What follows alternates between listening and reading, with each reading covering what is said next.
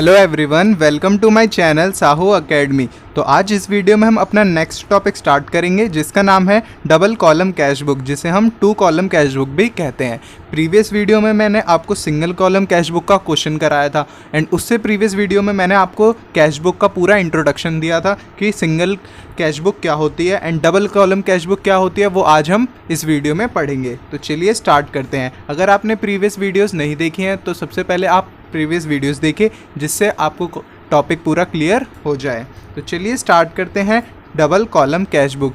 Video आप पूरा देखिए, जब आप वीडियो पूरा देखेंगे तभी आपको टॉपिक पूरा क्लियर हो पाएगा। तो चलिए स्टार्ट करते हैं अपने टॉपिक पे जिसका नाम है 2 कॉलम कैश बुक। तो बेसिकली हम पढ़ रहे थे हमारी स्पेशल पर्पस बुक्स क्या होती हैं। स्पेशल पर्पस बुक्स हमारी 6 टाइप की थी, जिसका हमारे बुक में पहला चैप्टर है कैश बुक का। कैश बुक में हमने सिंगल कॉलम कैश बुक पढ़ लिया है, आज हम पढ़ते हैं double column cash book. Okay, तो चलिए स्टार्ट करते हैं। सबसे पहले हम इसकी आज थ्योरी पढ़ेंगे, इसका पूरा इंट्रोडक्शन पढ़ेंगे एंड हम ये पढ़ेंगे कि बनाने से पहले जो भी हम कैश बुक बनाएंगे डबल कॉलम, उससे बनाने से पहले हमें क्या क्या पॉइंट्स रिमेंबर करने हैं। तो चलिए स्टार्ट करते हैं हमारे इंट्रोडक्शन से। सबसे पहले जानते हैं कि 2 कॉलम कैश बुक है क्या। It is a cash book with 2 column on each side. 2 column, यहाँ पर कॉलम का बेसिकली मतलब होता है अमाउंट के 2 कॉलम। 2 कॉलम किस चीज़ के? अमाउंट के, एक कैश का एंड एक बैंक का। 1 column for recording cash transactions, एक कॉलम होती है जिसमें हम कैश ट्रांजेक्शन रिकॉर्ड करते हैं and other column is for recording bank transaction. चलिए स्टार्ट करते हैं हम आगे। सबसे पहले हमारी जब भी हम बैंक की ट्रांजेक्शन करते हैं या कैश की ट्रांजेक्शन करते हैं उसे हमें 2 वे में करते हैं, या तो पेमेंट करते हैं या फिर रिसीप्ट। ओके, तो सबसे पहले कुछ एग्जाम्पल से समझते हैं। सबसे पहले अगर हम डिपॉजिट करते हैं चेक या फिर कैश, तो ये भी क्या है, डिपॉजिट करा हमने चेक को हमने डिपॉजिट किया, तो ये क्या है, रिसिप्ट है। रिसिप्ट को क्या करते हैं हम, डेबिट, तो उसे कहाँ लिख देंगे हम, डेबिट साइड में। ओके, इसमें कुछ एंट्रीज होती हैं मेन।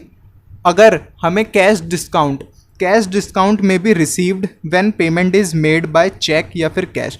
हमें कैश डिस्काउंट मिलता है जब भी हम किसी से सेल कर रहे हैं या परचेज़ कर रहे हैं, तो हम कैश डिस्काउंट अलाउ करते हैं या फिर रिसीव करते हैं। अगर हम किसी को पेमेंट कर रहे हैं तो हमें डिस्काउंट क्या होता है, अलाउ होता है। डिस्काउंट अलाउड जो होता है वो हमें क्या करना होता है, रिसीव करना होता है, यानी वो हमारे लिए इनकम है। बट अब हम स्टार्टिंग से देखते हैं कि कैश डिस्काउंट को हम कैसे रिकॉर्ड करते हैं। Cash discount may be received when payment is made by cheque and it may be allowed also. अगर हम अलाउ कर रहे हैं किसी को डिस्काउंट, तो हम उसे डिस्काउंट का कॉलम तो नहीं होता हमारे कैश बुक में, हमें सिर्फ किसकी रिकॉर्ड करनी है एंट्री, कैश की या फिर बैंक की। बट किसी ट्रांजेक्शन में अगर हमें डिस्काउंट अलाउ हो रहा है तो हम उसकी एंट्री कर देते हैं, हम उसे कैश बुक में रिकॉर्ड नहीं करते। अब उसकी एंट्री कैसे करते हैं, अगर हमें डिस्काउंट हमने किसी को दिया, डिस्काउंट अलाउड, हमने डिस्काउंट दिया, वो क्या है हमारे लिए, एक्सपेंस, तो इसकी एंट्री क्या हो जाएगी, discount allowed account debit to X account. X यहाँ पर हमने एज्यूम कर लिया ये हमारा क्रेडिटर है, हमें इससे पैसा देना था। देन उसके बाद अगर हमें डिस्काउंट रिसीव हो रहा है, डिस्काउंट रिसीव हमारे लिए क्या है, इनकम, तो इसे हम क्या करते हैं, क्रेडिट, तो X account debit to discount receive account. Okay, then next हमारा टॉपिक है, अगर कुछ ऐसा केस हो in which cheque is dishonoured, discount receive और allowed is also return back. हमें किसी से चेक मिला, हमने उसे बैंक में जमा कर दिया, बट वो चेक बाउंस हो गया, अगर उस पर हमें या तो डिस्काउंट दिया था या हमने उसे डिस्काउंट मिला था, तो इसकी रिवर्स एंट्री कर देंगे हम, जिससे ये पूरा कैंसिल आउट हो जाए। अगर हमें डिस्काउंट मिला तो उसकी एंट्री हम कर देते हैं discount receive account debit to wise, यानी जिससे भी डिस्काउंट मिला। But for reversal of discount allowed, अगर हमने उस पर डिस्काउंट अलाउ किया था तो उसकी रिवर्स एंट्री हम क्या कर देंगे, जो हमने पहले एंट्री करी जस्ट उसकी रिवर्स एंट्री। पहले हमने एंट्री करी थी discount allowed debit to X, but अब यहाँ पर चेक हमारा डिसऑनर हो गया, तो इसकी एंट्री क्या कर देंगे, दोबारा से अपोजिट एंट्री कर देंगे, X account debit to discount allowed account. Opposite entry करने से क्या होगा कि ये अकाउंट जो है वो कैंसिल आउट हो जाएंगे, हमारा बैलेंस इक्वल आ जाएगा। तो चलिए आगे बढ़ते हैं अपने नेक्स्ट टॉपिक पर। नेक्स्ट है हमारा फॉर्मेट, हम इसे बनाते कैसे हैं। सेम ये सिंगल कॉलम कैश बुक की तरह ही है, but single column cash book में हमने सिर्फ एक कॉलम बनाया था अमाउंट का, वो था कैश। बट यहाँ पर क्या दो कॉलम होंगे, first cash, second bank. Okay, तो date particulars LF cash bank, then date particulars LF cash and bank. Cash and bank में हमें क्या लिखनी है, कैश एंड बैंक की अमाउंट लिखनी है। क्रेडिट साइड होता है हमारा payment side, then debit side हमारा होता है रिसीप्ट साइड। जितनी भी रिसीप्ट्स होगी हम उसे कहाँ लिखेंगे, डेबिट साइड, एंड जितनी भी पेमेंट होगी उसे हम लिखेंगे क्रेडिट साइड में। अब कुछ पॉइंट्स रिमेंबर कर लेते हैं हम, जब भी हम डबल कॉलम कैश बुक बनाएंगे तो हमें किन बातों का ध्यान रखना है, सबसे पहले हम वो समझते हैं। Bank column may be either debit और क्रेडिट बैलेंस। बैंक का डेबिट बैलेंस भी हो सकता है एंड क्रेडिट बैलेंस, बोथ हो सकते हैं, बट कैश का हमेशा डेबिट बैलेंस होता है। या तो बैलेंस बिल्कुल निल होगा या फिर बैलेंस उसका डेबिट होगा। But in the case of bank balance, bank का बैलेंस डेबिट भी हो सकता है एंड क्रेडिट भी हो सकता है। अगर बैंक का बैलेंस डेबिट है तो इसका मतलब वो क्या है, बैंक बैलेंस, वो हमारा बैंक का बैलेंस पॉजिटिव शो कर रहा है। वाइल अगर बैंक का बैलेंस क्रेडिट बैलेंस है, वो हमें क्या शो करता है, ओवरड्राफ्ट। ओवरड्राफ्ट का मतलब होता है बैंक से हमने ज़्यादा पैसे निकाल लिए। मान लीजिए हमारे बैंक में 5000 रुपीज़ थी, बट हमने बैंक से 6000 रुपीज़ निकाल लिए, तो वो 1000 का क्या हो गया, ओवरड्राफ्ट। तो ये हमारा शो करता है bank balance, but cash balance हमेशा डेबिट बैलेंस होता है। नेक्स्ट पॉइंट जो हमें रिमेंबर करना है, काफ़ी मेन टॉपिक है। If a cheque is deposited in the bank on the same day, suppose हमें किसी से चेक मिला, अगर वो चेक हमने सेम डे पर ही डिपॉजिट कर दिया तो उसकी हमें एंट्री सिंपल कैसे करनी है। हमें चेक क्या हुआ, रिसीव हुआ यानी इनकम। इनकम को हम कहाँ लिखते हैं, डेबिट साइड। तो रिसीप्ट साइड में हम लिख देते बैंक कॉलम में, जिससे भी ना मिला, सपोज मोहन से मिला तो to Mohan account, then bank column में उसका अमाउंट लिख देते। बट अगर हमें चेक डिफरेंट डेट पे रिसीव हुआ एंड हमने उसे डिफरेंट डेट पे डिपॉजिट किया, तब क्या होगा, if cheques and drafts are not deposit in the same date. अगर सेम डेट पे हमने डिपॉजिट नहीं किया तो हमें क्या एंट्री करनी होती है। तो हमें यहाँ पर एंट्री कैसे करेंगे वो देखते हैं। सबसे पहले हम स्टार्ट करेंगे एंट्री करना जिस दिन हमें चेक मिला।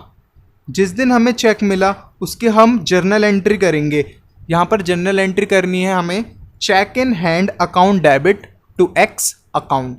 चेक इन हैंड का मतलब क्या है, यहाँ पर चेक इन हैंड का मतलब चेक हमारे पास अभी है, हाथ में हमारे है, बट अभी तक हमने बैंक में डिपॉजिट नहीं किया है, इसलिए हम एंट्री करेंगे। जब भी हमें चेक मिलेगा एंट्री हमें करनी है cheque in hand account debit to X account. Then अब जब हम चेक को डिपॉजिट करेंगे बैंक में डिफरेंट डेट पे, तब क्या करेंगे, when the check received is deposit it is recorded through the cash book. अब जब हम डिपॉजिट करेंगे इसे हम कैश बुक में लिखेंगे। कैश बुक में कहाँ लिखेंगे, हम अब हमने क्या कर दिया, डिपॉजिट कर दिया। देन डिपॉजिट कर दिया, हमारा बैंक क्या हो गया, इंक्रीज हो गया। देन बैंक में हम टू चेक इन हैंड, उसके बाद हम अमाउंट लिख देंगे बैंक कॉलम में। Okay, bye entering in the bank column on the received side. तो ये था हमारा मेन पॉइंट है, ये हमारा, ये बहुत क्वेश्चनों में आता है, इसके एक बार दोबारा देख लेते हैं। If a cheque is deposit in the bank on the same day, अगर कोई चेक हमने सेम डे ही डिपॉजिट कर दिया बैंक में तो उसकी एंट्री सिंपल एंट्री करनी है हमें, डेबिट साइड रिसीप्ट साइड में बैंक कॉलम में अमाउंट लिख देना है। बट अगर वो हमने किसी और डिफरेंट डेट पे सबमिट करा या डिपॉजिट करा बैंक को, तब क्या करना है, तब यहाँ पर हमें दो केस आते हैं। सबसे पहले जब हमें चेक मिला तब एंट्री क्या करेंगे, एंड देन जब हमने उसे बैंक में डिपॉजिट किया तब एंट्री हम क्या करेंगे। तो इसे अगर हम देखें तो सबसे पहले जब हमें चेक मिला यानी अभी तक हमने उसे जमा नहीं किया, जब तक डिपॉजिट नहीं किया तब तक हम अपने पास एंट्री कर लेते हैं, journal entry, cheque in hand account debit to X account, जिससे भी हमें चेक मिला उसका अकाउंट। ओके, ये हो गया हमारा फर्स्ट केस। सेकंड केस है हमारा जब हमने डिपॉजिट करा बैंक में। जब भी हमने चेक बैंक में डिपॉजिट करा बैंक का बैलेंस क्या हो गया हमारा, इंक्रीज हो गया। जब भी बैंक का बैलेंस इंक्रीज हुआ देन हम क्या कर देंगे, रिसिप्ट साइड्स में to cheque in hand account debit, then bank के कॉलम में अमाउंट हम ट्रांसफ़र कर देंगे। तो ये हमारा मेन पॉइंट था। अब इसका एक एग्जांपल से समझते हैं, आपको क्लियर हो जाएगा। इसका एक एग्जांपल लेते हैं। एग्जाम्पल है हमारा, on 27 March 2016 a cheque is received from Mohan. Mohan से हमें 27 मार्च को एक चेक मिला 10,000 रुपीज़ का। However the cheque is deposit in the bank on 31 March. But जो हमने चेक को डिपॉजिट करा बैंक में वो करा 31 मार्च को। रिसीव कब हुआ हमें, 27, एंड हमने सबमिट कब करा, 31। तो ये कौन सा केस हो गया, डिफरेंट केस वाला हो गया। सेकंड केस हो गया हमारा, यानी डिफरेंट डेट्स पे। तो इस यहाँ पर दो केस और बन जाते हैं हमारे। सबसे पहले हम एंट्री करते हैं जब हमें कैश रिसीव हुआ। जब भी हमें कैश रिसीव हुआ देन हम एंट्री क्या करते थे, cheque in hand account debit to जिससे भी चेक मिला। अब यहाँ पर हम एंट्री कर देते हैं cheque in hand account debit to, किससे चेक मिला, मोहन से, तो टू मोहन, कितने रुपए का, 10,000 रुपीज़ का। उसके बाद सेकंड केस था हमारा, जब हमने चेक को डिपॉजिट करा उसकी एंट्री क्या करेंगे, डिपॉजिट करने पर हम एंट्री करेंगे, डिपॉजिट कब करा हमने, ऑन 31 मार्च 2016। इसमें हम एंट्री क्या करते थे, हम जब भी हमने डिपॉजिट कर दिया हमारा बैंक बैलेंस क्या हो गया, इंक्रीज़ हो गया। इंक्रीज़ हो गया तो अब उसे हम कहाँ लिखते हैं, रिसिप्ट साइड। रिसिप्ट साइड में to cheque in hand account debit 10,000 rupees. तो ये क्लियर हो गया। ये क्वेश्चन बहुत बार आता है, हर क्वेश्चन में ये पॉइंट ज़रूर आता है जिसमें हमें चेक एक डिफरेंट डेट पे मिलता है एंड हम चेक को उस डिफरेंट डेट पे डिपॉजिट करते हैं। तो उसका केस हमने सीख लिया है। एक नेक्स्ट पॉइंट और है हमारा, ये भी काफ़ी इम्पॉर्टेंट पॉइंट है। सबसे पहली बात, कुछ ट्रांजेक्शन्स ऐसी होती हैं, some transactions are recorded in 2 column cash book which relate to both cash and bank.